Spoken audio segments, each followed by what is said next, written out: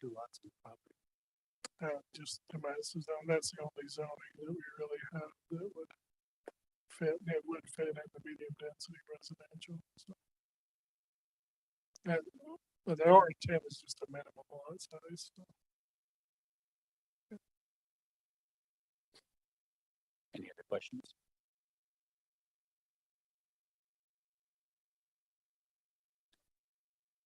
Here we go again. Text amendment, accessory dwelling units.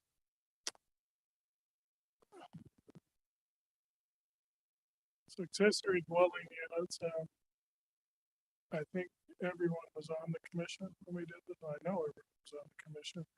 At that time, under state law, there was a provision in state law that the planning commission and city council could determine whether the resident or the owner of the property had to live in the residence before they could rent the accessory dwelling unit out. The planning commission and city council decided that they didn't want to require the property owner to live there.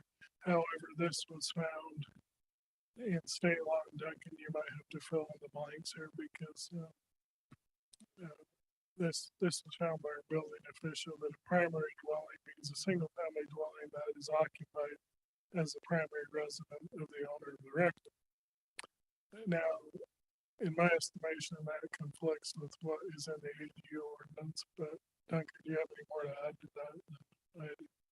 I think that's a pretty good explanation. There's some ambiguity in state law, and I think we're all trying to deal with it. And part of this is a policy decision for the council. They've indicated that they would like, at this point, from my understanding, for the owner to live in either the primary dwelling unit or the accessory unit, and that's easy through a city code amendment to make that fit with state law as an interpretation, if that's the policy that the council would like to adopt. So a lot of this we're just trying to figure out as we go along, because it's new to all of us, right? So just as long as they are residents on the property, they don't have to live in the primary dwelling. Right. The way that this code amendment would work, if approved, the text amendment you're considering making a recommendation on this evening, if ultimately adopted by the council, would just require that the owner of the property reside in one unit or the other. He or she or they could reside in the accessory dwelling unit and rent out the primary, or vice versa. Okay. Any other questions? Yeah, 2 questions. First, it looks like this just applies to internal dwelling units only, not the one that's off on the property. I don't know the property, but like off, detached from the house. External. External. Thank you. That's the word I was looking for. The simple is often the easiest, right? The other one, the 0.3 under A. So A3 says long-term rental of 30 days. So this is not allowing internal units to be used for like an Airbnb. Okay. The other issue is the subsection 1A2 in the state code there, that I'm sure Larry might be getting into, but it's the footprint issue. We've got 2 issues. One is the owner residing on the premises, and then the second one is the footprint. The issue becomes, initially, staff thought that there would only be 2 scenarios, right? One is somebody coming in and building an external ADU, which is not covered by state code precisely, but it is covered in city code. And they just build a new unit in the backyard, so to speak, meets the requirements. Or the other scenario was somebody comes in and converts an already existing house in part into an accessory dwelling unit. So they take part of the existing space and convert it. What we weren't thinking of initially is, well, what about the third scenario if somebody wants to do an internal accessory dwelling unit, but they want to expand the footprint at the same time to allow for the IADU to be bigger, or maybe it wasn't even possible without the addition. And that's what we're trying to deal with now. And that's the definition that Larry had up on the board. Um, it basically says that a city has to allow somebody to use some of the existing footprint for that internal ADU, but it doesn't specifically address whether or not a city can allow an addition at the same time, in a sense, creating the bigger footprint that it can fit into. I've talked to several other city attorneys, and they all agree with me that if there is a city code provision allowing for an addition at the same time as the IADU, then you can allow it within that bigger footprint. So that's what the green areas. Previously, I think what you received in your packet information that was on the website was the blue highlighted language that just dealt with the ownership issue. This additional green highlighted language, the first part that's in the blue just simply adds a reference within our code, internal reference, but the main additional green that you see on the board there at the bottom, that deals with this issue of if somebody wants to do an addition, a building permit application to add onto their house at the same time as an ADU. That's the provision that would deal with that. The reason being is that if someone wanted to, even under current state law in our code, they could just simply come in and say, hey, I just want an addition. I don't want an ADU, I just want an addition. They could put their addition in, and then a few months later, they could say, oh, hey, now I want to use that addition as an IADU. And if it complies with all their standards, they can do that. And so the thought becomes, if they can do it in 2 steps, why not allow it to be potentially at 1 step? Which I think is cleaner because it makes it less likely to have the situation where somebody thinks they've constructed everything correctly in their addition to later convert to an IADU, but they haven't done it properly, and they have to fix something that they just constructed. That's not good public policy, right? It's good to just say, look, just do it all at once. Let somebody have a fair chance to do it. That's the idea behind the green. Again, that's ultimately up to what you want to recommend to the council and what the council wants. But the reason why we're looking at this is a lot of the staff, including Mark Forsyth, they've had several, at least a few applications recently where people are trying to do this, addition onto their house as part of the building permit process at the same time as looking at an IADU. And in fact, there's been a couple that have been turned down because our current code does not allow for it. But if the code did allow for it, obviously in the future, then people could. So, But doesn't the state require that anyway? not necessarily, because like I say, that definition that Larry had up on the board earlier from the state code 1098-530-1A Romanet 2, it said that you only have a right to build an IUDU if it's within the existing footprint. As long as it meets all the setbacks and all that kind of stuff. Right. And so the existing footprint is not the additional footprint, the expanded footprint of the addition, unless our city code interprets it that way. So that's kind of what this is all about, is to potentially interpret it that way and say, hey, we're going to count the footprint you already have or the one you're concurrently applying for as the footprint that you could build the IUDU. This is just basically clarifying that then. Yes. Right now, it's not 100% clear that you can do that. In fact, argue we pretty much have to deny it unless we interpret it with our city code to specifically allow for it. Then we can. And that's the main issue I bounced off a lot of my counterparts is if we have a code provision interpreting that you can do it, can you do it? And all of my colleagues agree with me that yes, we can if we have this type of text amendment. Because like I say, it's that 1A Romanet 2 that they have to build within the footprint of the primary dwelling, which unless we count the concurrent application as being the existing footprint, it's not the existing footprint. Does that make sense? So why would we not allow them to do Airbnb? Why does it have to be long-term only? that's pretty much state law, because you can see there, if you look down to Romanet 3, it says an IADU, basically the definition is if it's long-term rental of 30 consecutive days or more. So it's just No, I get that. That's in there because it's required by the state. a state law, right? Yeah, it's not a, So it doesn't matter if I disagree with it.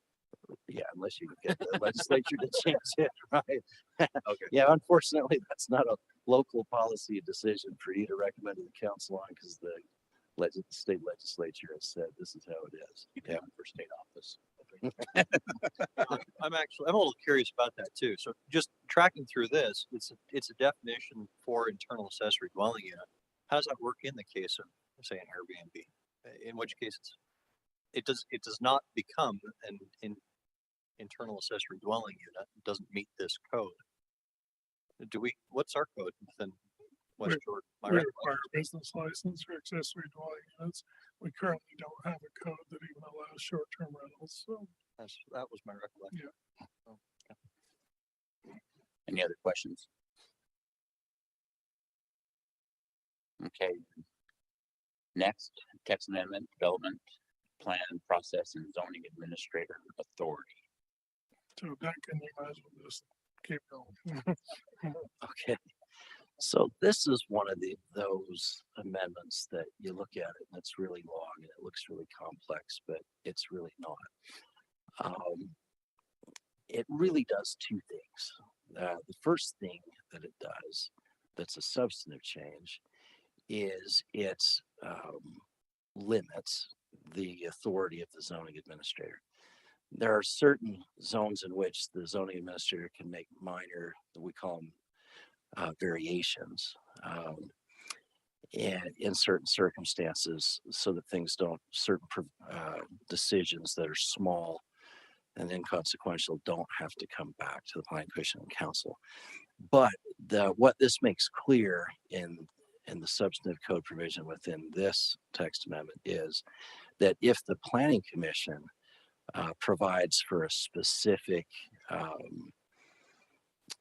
requirement of the development, then only the planning commission can undo, change, or amend that provision, right? So if you require, say, a fence or a certain type of wall or a certain, whatever it is that you've got some discretion to require a certain thing, once you've required it, the zoning administrator has no ability to change that. He can recommend it back to you, but only you can change it.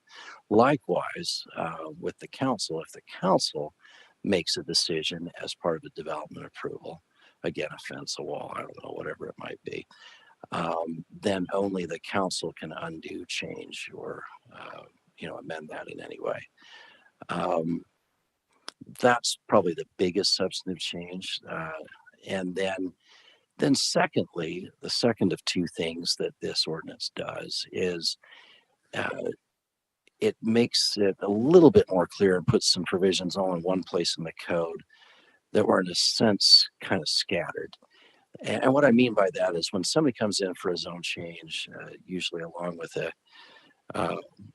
it's really a development plan, master development plan or master development agreement, a lot of times in conjunction with the zone change. Years and years ago, there was a provision within the WISPA zone, the West Side Planning Area Zone, where there was a list of here's all the processes and procedures for how to go from staff planning, council approval, as far as the development plan and agreement and zone change, just a kind of a list of procedures.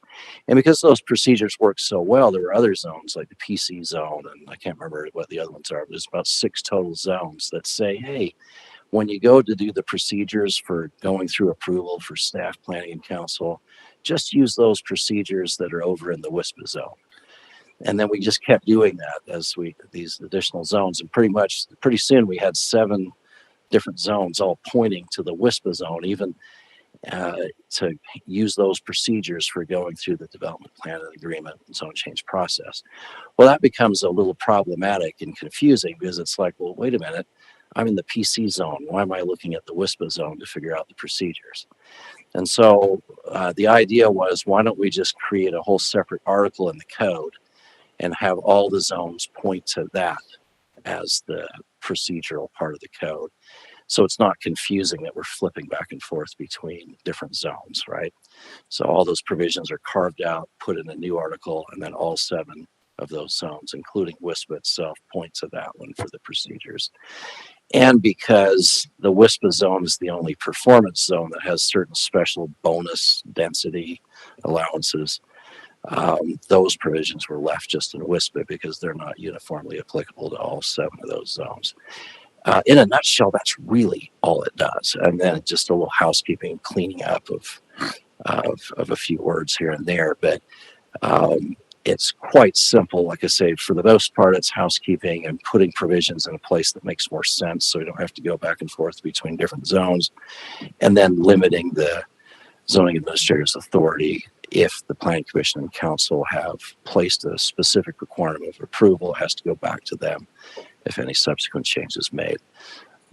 If you read it through in that light, it all makes a lot more sense.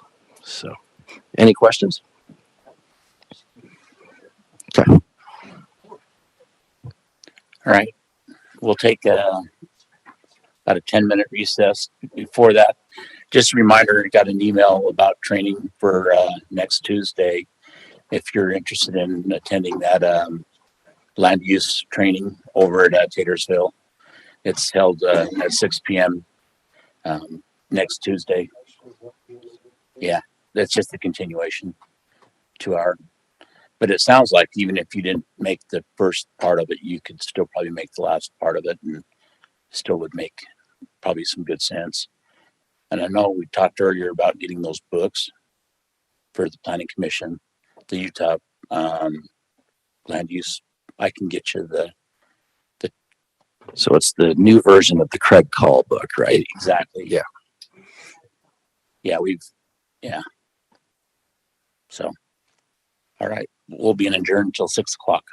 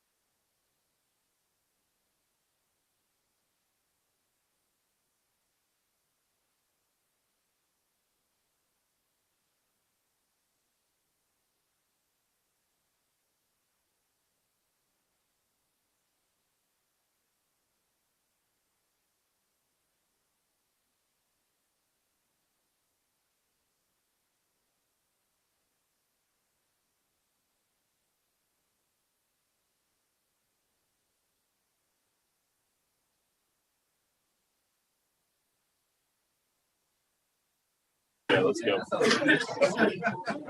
Okay, at 6 o'clock, we'll go ahead and start. Well, we'll make this a real quick meeting. Everybody's going okay.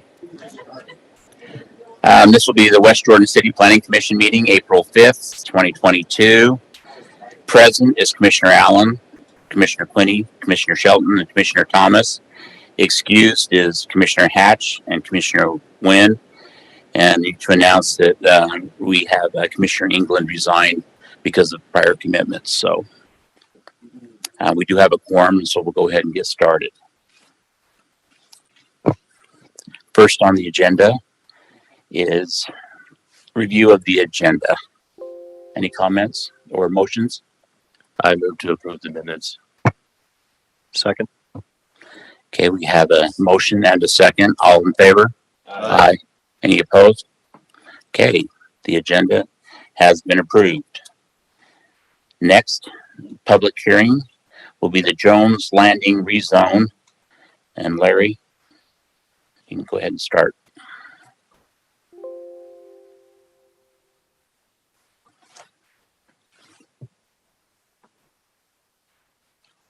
Actually, you know what, Larry?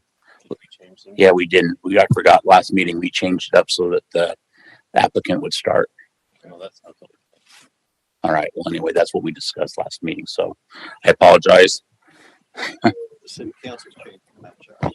Ben, you're the applicant. Do you want to? Sorry about that. This is a new setting, so it's kind of like got me all flustered. So I'm so happy we're batting first here. This is nice and early. Okay. Ben Seastrand with the Gardner Company, 201 South Main Street in Salt Lake City, Utah. And this is kind of my first time going first too. Do you want me to just kind of give you a brief overview? Is that sound all right? And Larry, I'll let you supplement. So subject property here, it's about 62 acres. It's right next to the one of the Amazon buildings directly to the west, adjacent to that, and the large Amazon building just to the southwest. The parcel south of that is already zoned. This zone, I think it's something you guys at the site plan you've seen lately for the Boyer Company, that they're doing some more industrial buildings out here, and so this in the general plan, this is planned to be this use, and we've kind of been working through a lot of the infrastructure constraints and coming up with solutions out here, and we're at a point where we're excited to formally submit a zone change where this would be kind of the first phase of what we're calling the southwest quadrant. It would be 2 industrial buildings is what we're thinking on this site. So I will have a site plan submittal for the first building in about 2 to 3 weeks that we'll submit and hopefully get in front of you as well, so you can see a little bit more. But it matches, one of the exhibits here is a concept plan, and it matches that pretty much identically, just a little more detailed. So that's the thought, and I'm happy to just answer any questions or give you any info that you'd like. any questions for the applicant? Looks like none. Go ahead and have a seat. All right, I'll be around. Thank you. Okay, Larry. Okay, and as Mr. Seastern said, this is on the Merlin Jones family property. It's one of the pieces. The Amazon truck facility to the west was also on that property, and then the vast data center is to the east here with Echo Ridge, kind of to the northeast, the residential subdivision. On the land use map, and so what the application is for a rezone from A20 agricultural 20-acre lot to M1 industrial. On the land use map, it is planned to be light industrial, so the M1 zone fits perfectly with the land use map. And so this is a concept plan of what Mr. Seastrom was talking about, the 2 buildings. They'll be, what are they, 500,000 square feet, 450,000 square foot warehouse buildings. So they're rather large. They'll be in 2 phases. But that's, just a recommendation to the city council for a zone change from A20 to M1. That would be the planning commission's role in this tonight. So. Any questions for staff? Okay, this is a public hearing. So anybody would wish to speak, it's got 3 minutes. Just come up and step to the podium, state your name and address, and we'll give you 3 minutes.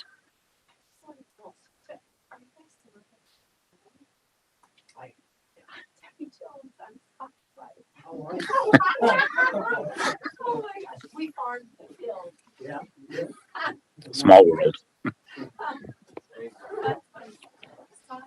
Anybody online?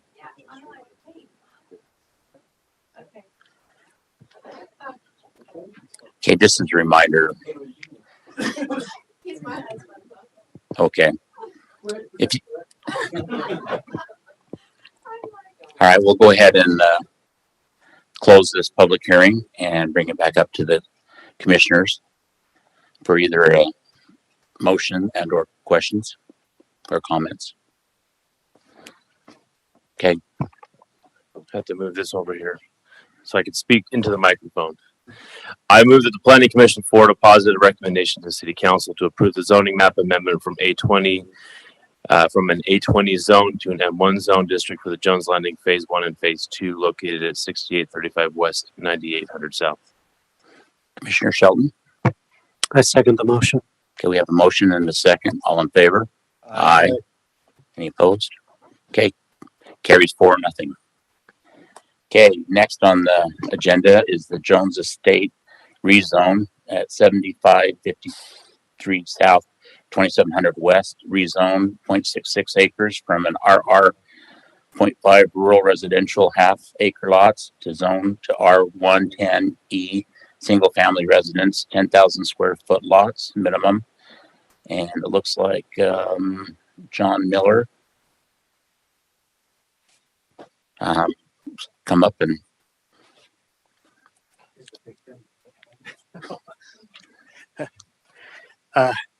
I'm the general contractor for Deborah Jones. This property's been in her family for many years. They used to farm the property. She has since decided she does not want to leave the area because all of her family, friends, it's just where she feels most at home. So she's proposing to want to rezone it into 2 separate lots to where she can build her dream home, where she can spend the rest of her years enjoying, family and friends. That's basically sums it up.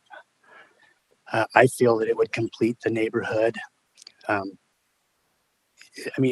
Obviously it's a little bit of an eyesore with all the farming stuff that's there because times change over the years. And so I think it's a positive change that will work for everybody. And that's it. okay. Thank you. Go ahead and have it. Any Any questions? Okay, go ahead and have a seat. Larry? Okay, this is a rezone request from a rural residential half-acre lot to R110. It's on the corner of 2700 West and 7530 South. There currently is a home closer to 2700 West, kind of under where all the trees are, and then there's outbuildings, the old silos and farm buildings to the east part of the lot. This property is on the medium density residential land use planning map, and so the R110 zone is compatible with the medium density residential land use map.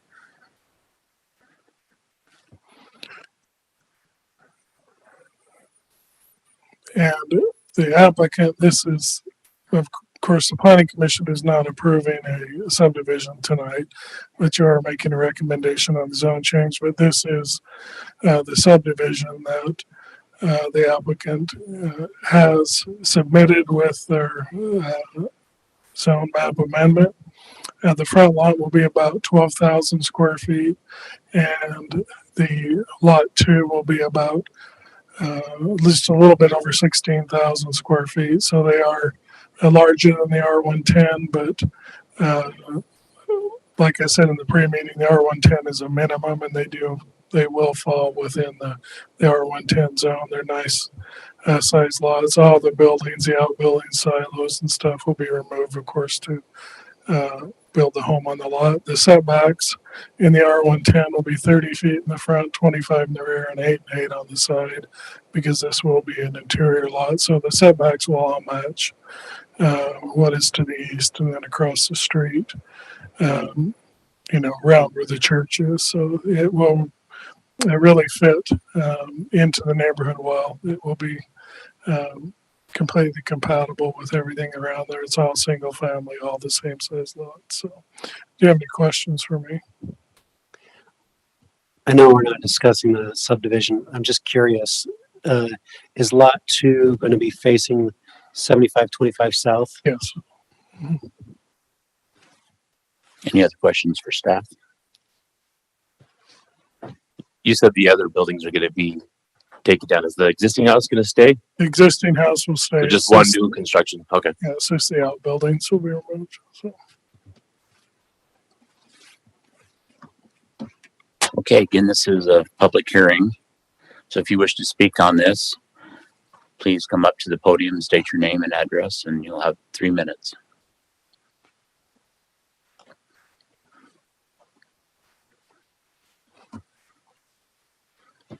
So my name's Dave Bike, 2585 West, 7530 South.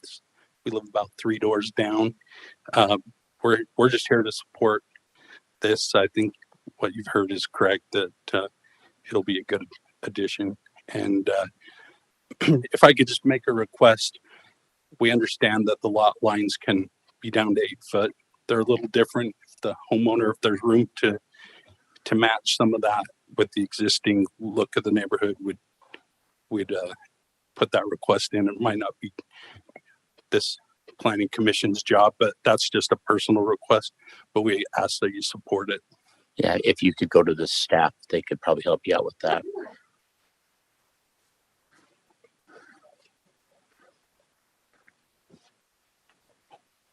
Anybody else? Okay, we'll go ahead and close the public comment and bring it back up to the commission. Go ahead and Commissioner Sheldon. I'd like to make a motion. I move that the Planning Commission forward a positive recommendation to the City Council to approve the zoning map amendment from RR.5A rural residential 20,000 square foot lot minimum zone to R110E single family residential 10,000 square foot lot minimum zone district for the Jones Estate located at 7553 South, 2700 West. Okay, Commissioner Allen. Oh, second. Okay, we have a motion and a second. All in favor? Aye. Any opposed? Okay, it's unanimous. Okay, next on the agenda is the text amendment, accessory dwelling units, amendment to the 2009 West Jordan City Code Section 13-5B-8 citywide applicability. City of West Jordan is the applicant, Larry.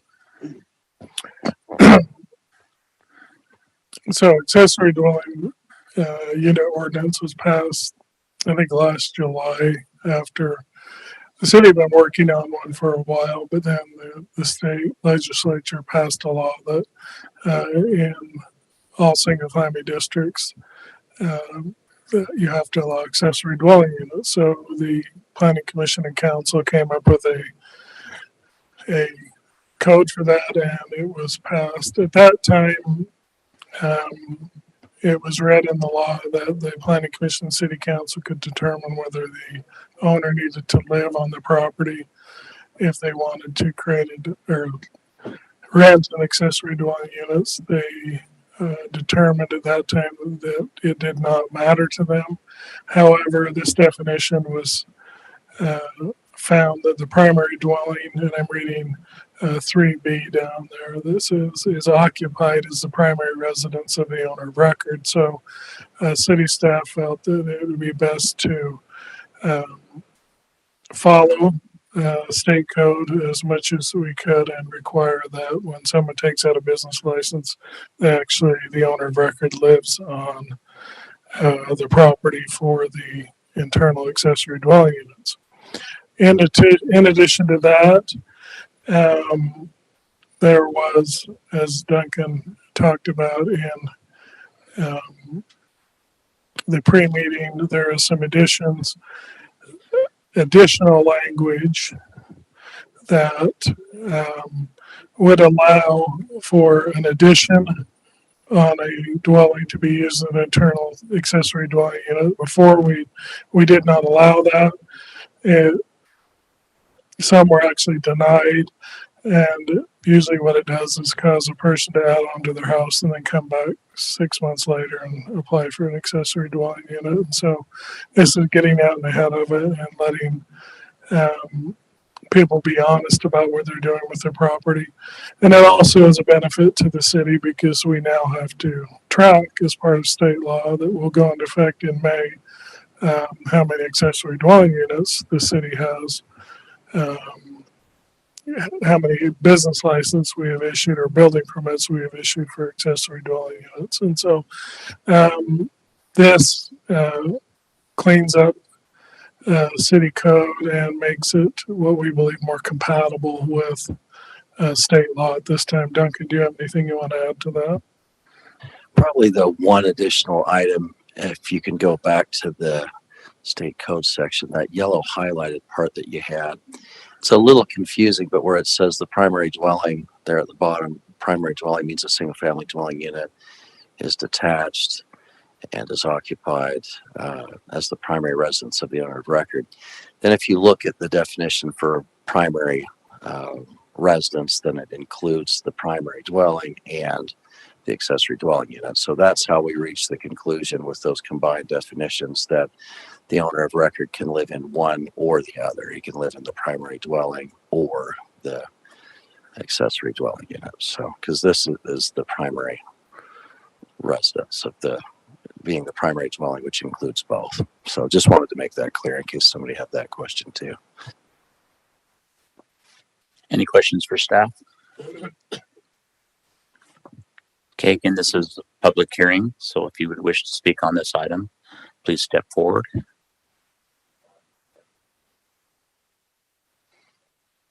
Okay, we'll go ahead and close public hearing and bring it back up to the commission for either comments or a motion. Other way. Looking. I know you're doing good. Thank you. I hesitated. I probably should have brought this up. So more of I don't want to say it's a question for staff. Maybe it's a recommendation internally for us to consider. If we're trying to bring this as close in line to what the state has, Larry, could you go to the next slide? I'm going to suggest that on part 4 here, the last sentence where it says the property owner shall always reside in either the primary dwelling unit, we change shall always reside to something closer to the primary resident, occupies the primary residence, or the owner of record is to follow a little bit more with the state code. Is that? That's a really good suggestion to just mirror that language that's in the state code. Sure. Anybody have any concerns with that? I'll make No. okay. So switch over to this other screen that I've got. So based on the information findings set forth in the staff report, upon the evidence and explanations received today, I move that the Planning Commission forward a positive recommendation to the City Council for this application with the language changes discussed to make it more in line with state code. I'll go ahead and second that. All in favor? Any opposed? Okay, carries 4-0.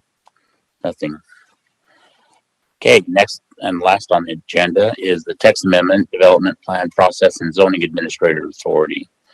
amend the 2009 West Jordan City Code, sections 13.5C-7, 13.5I-13, 13-5J-10, 13-6G-17, 13-6H-12, 13-6I-7, 13-6K-3, and 15-3 or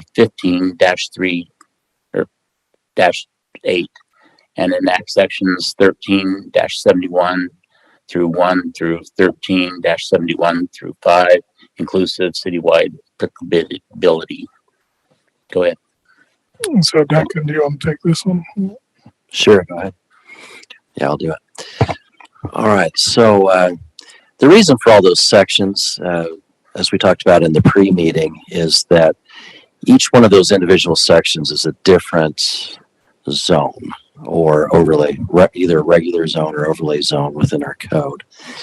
And each of those sections has references to the special procedural provisions that previously were contained within the WISPA, the West Side Planning Area Zone.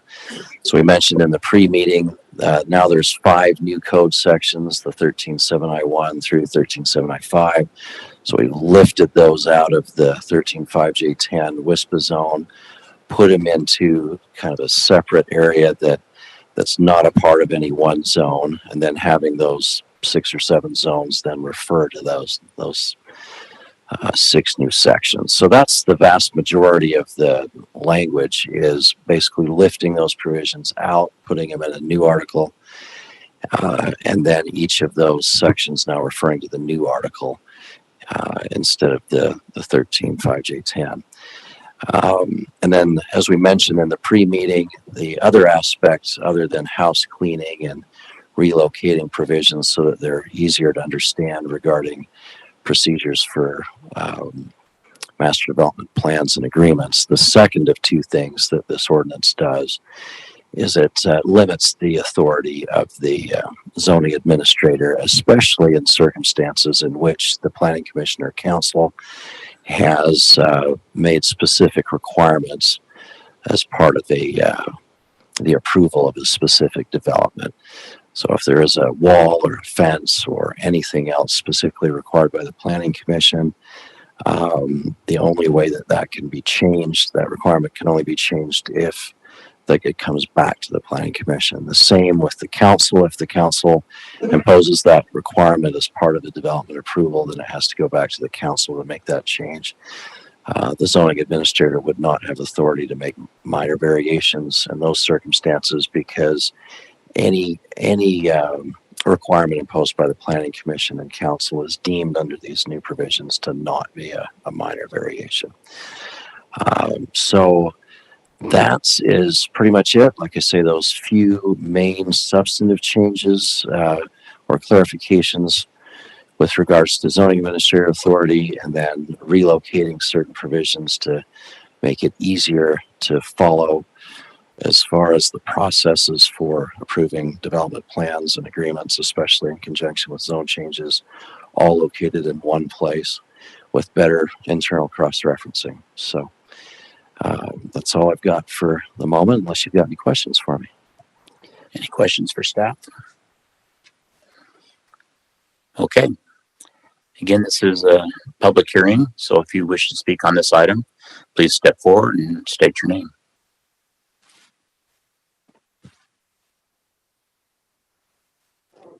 Okay, we'll go ahead and close the public hearing, and that concludes today's business. Well, I said, no, we don't. Do we have a motion with adjourn? You got to have a motion on this item, right? So. Oh, yes, we have to have a motion. I apologize. I'm like way up in the night. Can I take care of that for you? Sure. Okay. Based on the information and findings set forth in the staff report and upon the evidence and explanations received today, I move the planning commission forward a positive recommendation to city council for this application. Second the motion. We have a motion and a second. All in favor? Aye. Any opposed? Okay, it carries 4-0. Okay, now that was the last item on the agenda. Do I have a motion to adjourn? So much. Okay, we are adjourned.